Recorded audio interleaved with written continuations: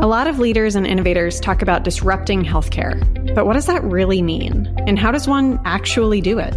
On Life-Centered Healthcare, we dive into these questions and more, talking to innovators who are leveraging Clay Christensen's theories to transform our healthcare ecosystem. I'm Ann Summers-Hogg, Senior Research Fellow of Healthcare at the Clayton Christensen Institute, and I hope these stories help inspire you along your journey to transform health and care. Welcome back, listeners, to the second episode of Life-Centered Healthcare. Today, I'm thrilled to welcome innovation expert and my past colleague, Jay Gerhardt, to the show. Jay is Vice President, Innovation Engine at Atrium Health. And among his many talents, he is a healthcare strategist, podcast producer for A Sherpa's Guide to Innovation, an innovation educator, and an improv master. And also, as you'll hear from Jay today, he is also a leading Jobs to be Done practitioner. And I'm thrilled he's joining us to share his experience with each of you.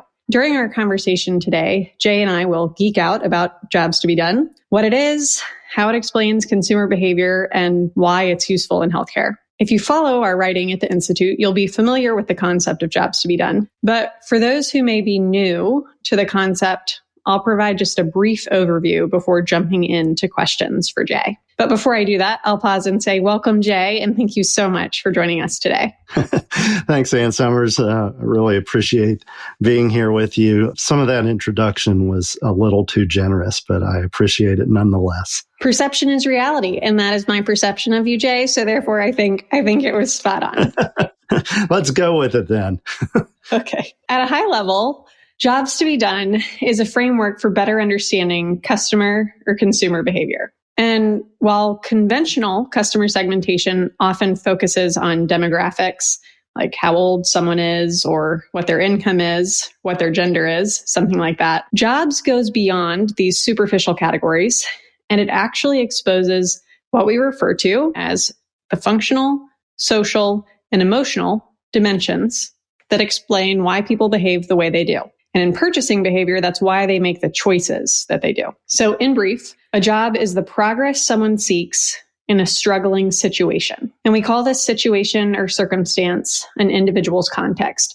So a job to be done has two parts: the progress someone is seeking and the context that they are within. And individuals hire products and services. That is, they pull them into their lives in order to get a specific job done. And then when a new product or service comes along that serves their job better than the old solution did, that individual will hire the new product or service and they'll fire the old one. So why at the Institute do we believe that this framework is so important? In his book, Competing Against Luck, late Harvard Business School professor Clay Christensen highlights that understanding and organizing around customers' jobs is what enables organizations to succeed in the long run. And that's because organizing around the job makes it significantly harder for new entrants to the market to disrupt the organization that has organized around the job. However, the flip side of that, organizations that focus inwardly on their own products or services are effectively competing against luck, hence the title of the book. So for listeners who want a deeper dive on Jobs to be Done than we'll be able to cover today, I highly suggest reading Competing Against Luck. You won't be disappointed. Excellent stories throughout, and many apply to healthcare and are specific examples of how Jobs to be Done provides value in healthcare. Okay, Jay, so with that background, I want to turn the mic over to you. And I love to start with why. So could you tell listeners why you use the Jobs to be Done framework in your work? Well, I think, as you know, because you were right there at the beginning with me, I guess it was maybe 7-ish years ago, I was making a career change within Atrium Health, and I was going from our strategy and planning group into innovation. So I guess I originally hired it as a framework because I didn't have a way of seeing customers, consumers. Sometimes they're not the same. I may interchange those two words a little bit. In my prior work with strategy and planning, I had all sorts of frameworks and tools, as you're familiar with, SWOT analyses, play to win, all these things. So I had a way of thinking about strategy, but I wasn't heavily thinking about consumers and customers. I think the work actually was a little bit more supply side focused around products and services. I was helping figure out where to build hospitals, how to make them bigger, how to develop service lines. So I didn't have that need to have a way of seeing consumers and customers because it wasn't so much my role in the organization. So what Jobs gave me, I think it's interesting you use the word framework. And I think about, what do you call Jobs? Is it a theory? Is it a framework? Is it a tool? I think the answer is yes. It's all of those things. And I think why it's valuable is it's not just a tool or a framework. It's a mindset. There is a theory, as you said, for customer behavior. Scott Burleson is a leading thinker on jobs to be done that I've gotten to know a bit over the past year or so. And he calls it a philosophy. He calls himself a jobs to be done philosopher. And with philosophy, you have a set of principles. So you know things like people hire a product or fire a product, and they're not actually seeking that product. They're seeking what it will do in their lives. So if you have these principles and a philosophy, you can think about it that way. So I go back to, it's a way of seeing, but then it also gave me tools because I didn't know how to talk to people, to humans, to ask them about products and services. I don't think I had ever interviewed a consumer in what I did. I worked with lots of spreadsheets, but I didn't know how to talk to them. So Jobs and our work with Bob Mesta gave me the ability to do that. But I would say it gave me a lot of different things. Again, framework tools, a lot of rigor, and just a new way of both seeing and doing that I had never had to do in my career before. I love how you opened that with, you didn't have a way of seeing consumers, and that it helped you to see the people that you're really serving. And it's funny that you brought up, what do we call it? Do we call it a theory? Is it a framework? And I struggle with that as well, because as you know, especially when working inside an organization focused on operations, the word theory doesn't always resonate and isn't really always welcomed. So I really liked how you used the word philosophy, because it's a mindset, it's tools, it's framework, it's a theory, but that is a broader way to think about the toolkit of components that the Jobs to be done lens provides. Yeah. And that way of seeing, Jim Kalbach is another leading jobs to be done thinker. In his book, The Jobs to be Done Toolkit, he talks about Copernicus back in I think 1540 or 43.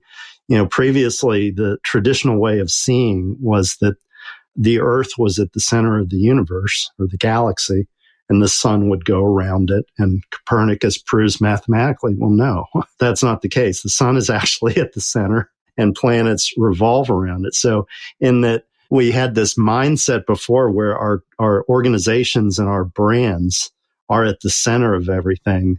That's where Jobs is a mindset, is flip this mindset where the customer is at the center. And companies have been saying that for a long time. They've been saying consumer-centric. This is a more rigorous way to structure and think about method, language, tools, all of that. That leads me to my next question, which was, what is it about Jobs to be done, or this new way of seeing and thinking, that provides value to your work? I go back to the structure of it. It provides mindset, language, and tools. And I think for a healthcare organization, in healthcare, we've been talking about patient-centered care for a long time, and we've been trying to become more patient-centered. But Jobs actually gives us a way to do that in a more rigorous fashion. And again, if we have that mindset where we're less at the center of things, healthcare is a very expertise-driven industry. As we all know, it's complicated. It's very complex. So we think about ourselves a lot. And when I'm teaching Jobs, actually, one of the very first things I do is I put a quote out there from C.S. Lewis. Hopefully I get this right. Humility is not thinking less of yourself. It's thinking of yourself less. So it's this shift from supply side thinking about our products and services and how we deliver them, to demand side thinking about what our customers need. And it gives us that mindset. I was in a meeting, I think it was last week, and It was with our medical group. We had a lot of physician leaders, administrative leaders, and we were talking about how to become more consumer-centric in our digital journey. And one of the physicians in the room, I won't say on the podcast who it is, I'll tell you later who it is because you'll appreciate it. We were having a little bit of a supply side conversation. It was a little bit about our internal processes. And this physician said, let's look at this from a jobs to be done perspective. And my heart just overflowed, because when we have people that we've taught this mindset and the tools and they bring it up unprovoked, you go back to your question, why is this valuable? It flipped the conversation. The conversation immediately became less about some of the constraints we had internally, our physician schedules, limitations of our digital tools, and got to be much more about what the individual is trying to do. Because when talking internally, we have goals as healthcare systems. We want people to use our portals, MyChart, that sort of thing, utilize those things. That's not what the person's job is. The person's job is not engage with portal. The job is book an appointment. So if that person wants to book an appointment, is it required that they go through the portal? So we're having a conversation about when, is that always the path? Or do we make the path of just more direct booking more accessible to somebody? And that it flips the conversation. Right. And I want to build on what you were saying about how in healthcare we've been talking about patient-centered care for a really long time, but Jobs to be Done is a tool that helps you flip the conversation in order to actually provide that patient-centered care. So tell us a little bit more about how patients, consumers, customers benefit from your use of Jobs to be Done. One of the ways they benefit is particularly in how we apply it. When we apply it and we go to uncover the jobs, we're not going to get into the techniques and tools that we use for that. But suffice it to say that when we have the jobs mindset and we talk to consumers, we're trying to understand them very deeply. We're trying to understand. We talk about in the innovation engine is filming a documentary. So when we talk to them, we aren't talking to them to find out how we are doing as a healthcare organization. There's a time and a place to do that, through surveys and other things. But when we talk to them in innovation and developing products and designing experiences, we want to talk to them about their lives. And we want to understand their context, as you've described, and the progress they're trying to achieve. And those things are not uniform. Everybody's very different, and we have to design more customized experiences for people. We have to design ways to talk to them more to understand about what they need. So if we as an organization have the Jobs to be Done mindset and we're following that through, then I think if a patient were to know that, I think they would feel more assured that we are listening to them and thinking about them. And actually, when we do these interviews with people, they're usually quite delighted to have the conversation because we've listened to them. It's actually truly practicing empathy. And when we talk to people, I think people see that. That's great. And it's almost a lens that provides a two-way view, and build off what you just said in terms of people see the difference. They see the empathy. They see that you care not just about what you offer as an organization, but what is it they're actually trying to achieve. And one phrase that has stuck with me for, almost a decade now, I was in a class with Elizabeth Teisberg, who, for listeners, back about 15 years ago, she wrote Redefining Healthcare with Michael Porter and has since moved on to the University of Texas at Austin's Dell Medical School, where she teaches a course in transforming healthcare. And she asked this question about basically shifting the health system's mindset from a supply side perspective to a demand side perspective. And to your point, Jay, she pointed out how surveys focus on asking the question, how were we? But the most important question we can ask our patients, consumers, and customers is, how are you? And Jobs really provides a lens for healthcare practitioners to not just ask that question, but understand the answers that they receive. And it also provides the benefit to the patient because they can see how much the entity actually cares about them. Yeah. And all organizations are still guilty of it. I mean, the most popular question, is for Net Promoter Score. How likely are you to recommend us? That's not a job-centered question. It would be more like, if I left the urgent care center, maybe I get a survey 3 to 5 days later, and it asked me, were you able to accomplish what you were trying to accomplish through that visit? Are you back to work? Are you back to able to take care of your kids? Because that's what people are seeking from. Nobody wants urgent care. Right. They want to get back to work or whatever activity they have for the weekend. Right. Nobody wants more healthcare. They just want more of their life, and healthcare is a means to an end. Speaking of patients interacting with or not interacting with healthcare, I saw a stat the other day that said 25% of millennials haven't seen a doctor in 5 years. You can make statistics say whatever you want them to say, and it depends on who your audience was for this survey. But I'd love to hear from you as a practitioner of Jobs to be Done who's speaking to patients. What has been some of your greatest aha moments about why people hire or fire healthcare providers? One story I'll recount, it's more of an aha from the process we followed. We didn't end up with an incredibly surprising finding, but the way we came about it was really surprising. It came through a process we did what we call switch interviews. We did 15 interviews where we found people who had changed primary care physicians, and for some really substantive reason, not obvious reason. So we excluded people who had moved or their physician had retired. We tried to get people who were trying to accomplish something different. They weren't being forced, to get a new doctor. They were actually choosing it. And we interviewed these people, and after doing the interviews, we tried to find patterns. And we had a group of patients based on their context and their desired progress. We had 4 of these patients in one cluster, and we were talking about them as an innovation team, trying to really understand what their job was. And I won't get into all the detail. Their job was basically help for the future. They were people who had either not consumed primary care before, or they were obtaining it from pediatricians or OBGYN, maybe not the traditional primary care. And, you talked about demographics not driving everything. Well, in these 4 people, we had a guy who was in his 30s who had just gotten married. We had a woman who had turned 65 recently. We had a woman who I think was in her late 40s.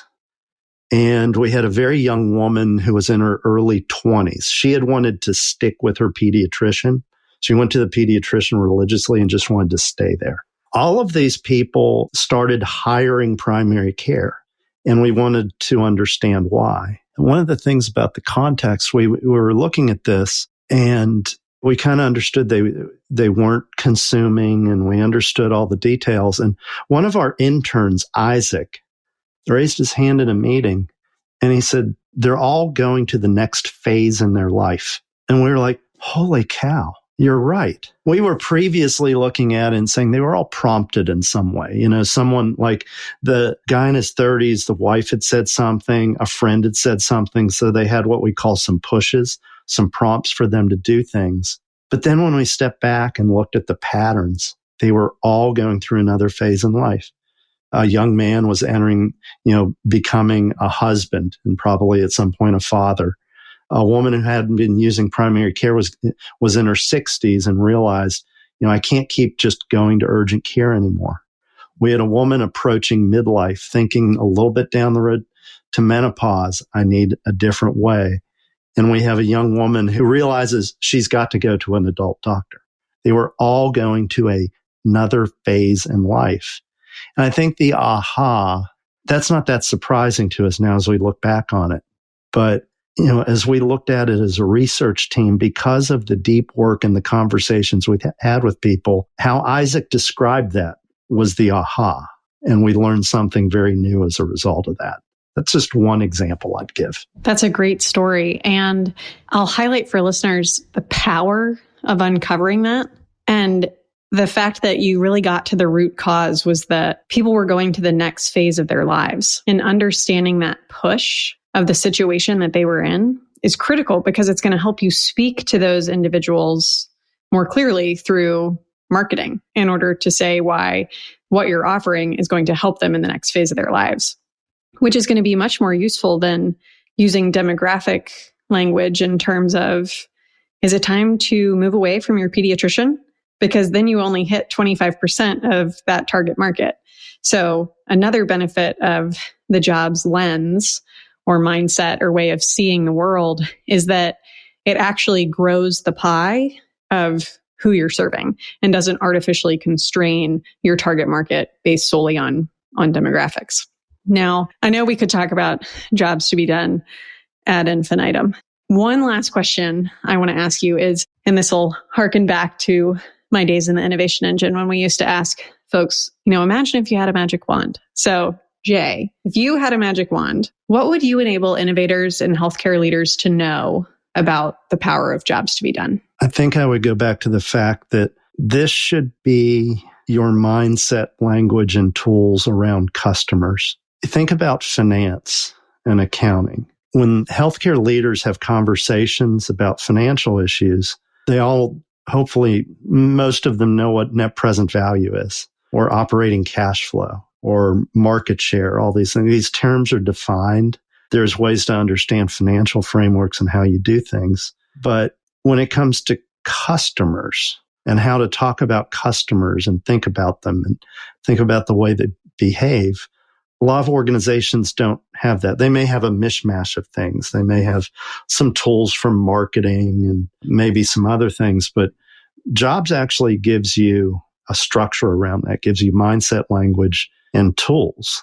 And I think my magic wand would be even more powerful than that. I'd go beyond healthcare and just wave it and everyone would understand it. And organizations would design better products. We would also be much better consumers. So if we as individuals understood our context and desired progress, we might consume healthcare differently as well. Great. And I love expanding it. You have the magic wand. That's what you get to do with the magic wand. So Jay, thank you so much for joining us today. Thank you for sharing with listeners about the amazing work you and the entire team at Atrium Health are doing, how you're applying jobs to be done, and how it gives you a structure, a mindset, a framework, a set of tools, and even a philosophy that helps you see customers, consumers, and patients better than you could before. And listeners can learn more about jobs to be done, as I mentioned, from Clay Christensen's book, Competing Against Luck. I'll also provide a few other links to some of the thought leaders that Jay referenced earlier in the podcast, as well as some of his writing on jobs to be done. And we'll leave our listeners with the thought that employing a jobs lens protects your company from new entrants, and it prevents you from competing against luck. So in the days ahead, think about how you might apply it to the work that you are doing. Thank you so much, Jay. It was so great to talk to you and thrilled to hear that things are going well at Atrium Health. Thanks a lot for having me. I enjoyed it. Thank you for listening to Life-Centered Healthcare. If you like what you heard, please leave a review on Apple, Spotify, or wherever you're listening. And for more of the latest in healthcare, check out our website, christenseninstitute.org. You can sign up for our newsletter and read our latest industry insights. Until next time, have a wonderful day, everyone.